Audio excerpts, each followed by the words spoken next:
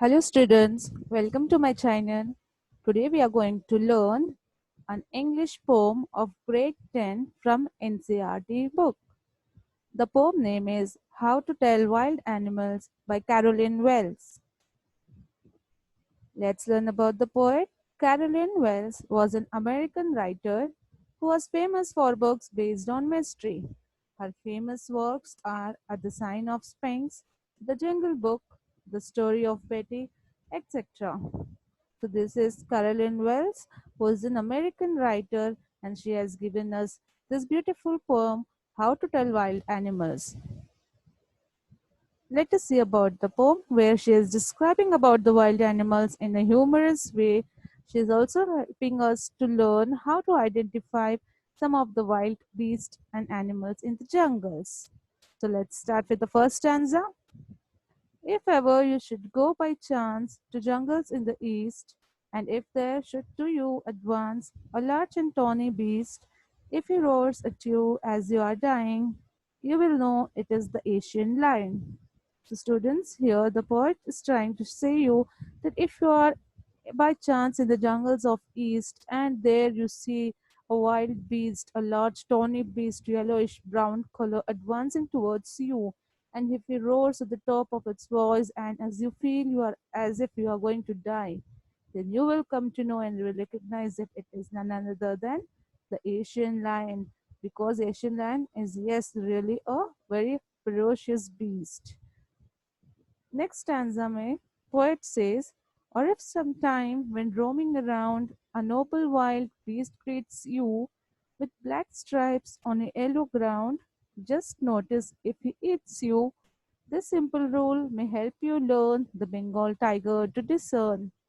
Here the poet says, if you're roaming around in the jungle again and you find a noble beast who greets you, who meet or you meet and you come across a wild beast who's very noble, who's having a black stripes on his yellow ground, and you notice that he's eating you up.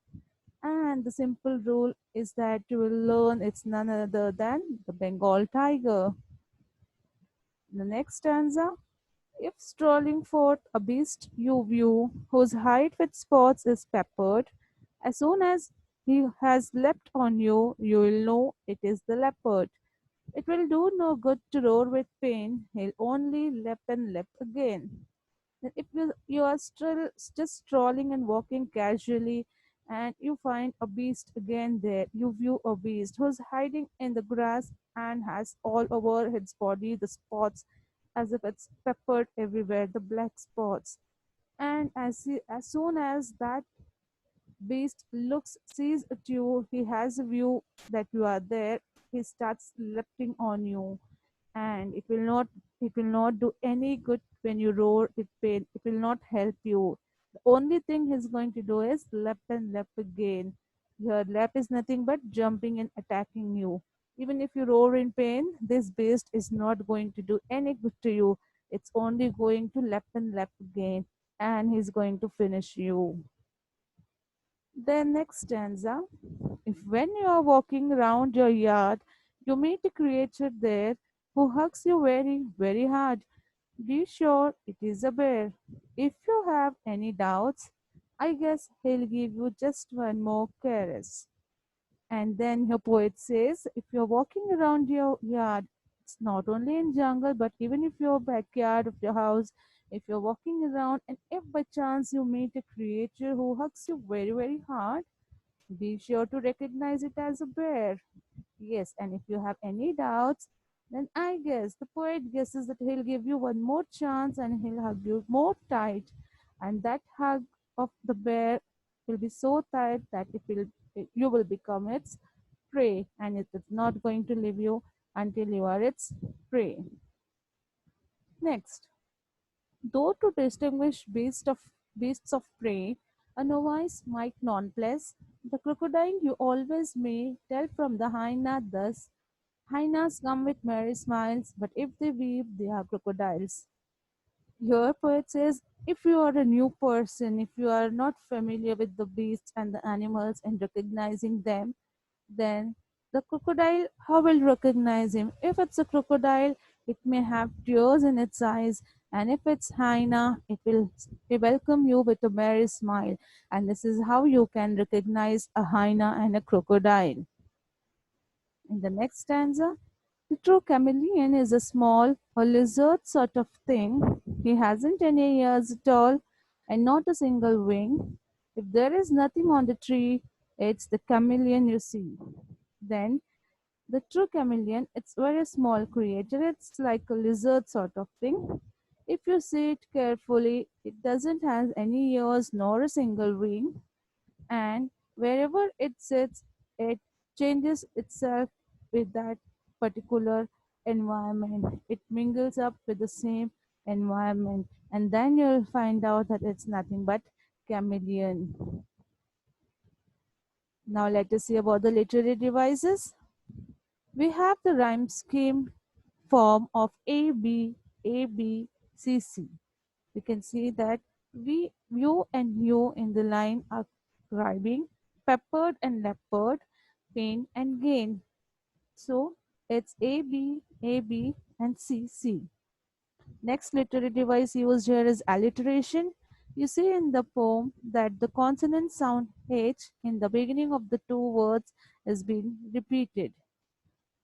Next is poetic license. Here, this is a liberty to the poet to change the spellings in order to create rhyme or rhythm in a poem. You find poetic license in this poem used in the word leapt instead of leapt. You also have repetition, use of leapt word in the last line. You have assonance, use of vowel sound O.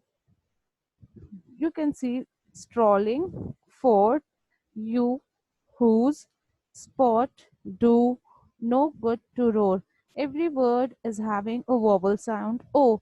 It's repeating in each and every word, either in the first place at the starting of the word, or in the middle, or in the at the end. But it has one vowel sound, that is O. So it is assonance. The next literary device we find here is consonants. Use of L sound. Use of a consonant L we find repeatedly in the same line in different words. So it's giving you the literary device of consonants. Let's see the question answers. Does dying really rhyme with lion? Can you say it in such a way that it does? Answer. The actual word is dying, which does not rhyme with lion. In order to create rhyme, it is written as dying in the poem. How does the poet suggest that you identify the lion and the tiger? Can you do so according to him? The poet differentiates between the two in the following manner. He says that if the beast is of yellow brown color, that is tawny color, and it roars out so fiercely that you may die out of fear, then this is an Asian lion. Whereas if the animal has black stripes on yellow background of the skin and he attacks to kill you, then it is a Bengal tiger. Next question. Do you think the words leapt and leapt in the third stanza are spelled correctly? Why does the poet spell them like this? Answer. The words leapt and leapt have not been spelled correctly. It is a poetic device known as poetic license, which is used by the poet to lay emphasis on the actions of the leopard. So students, we have completed the poem explanation, question answers and literary devices. Hope this video was helpful for you all.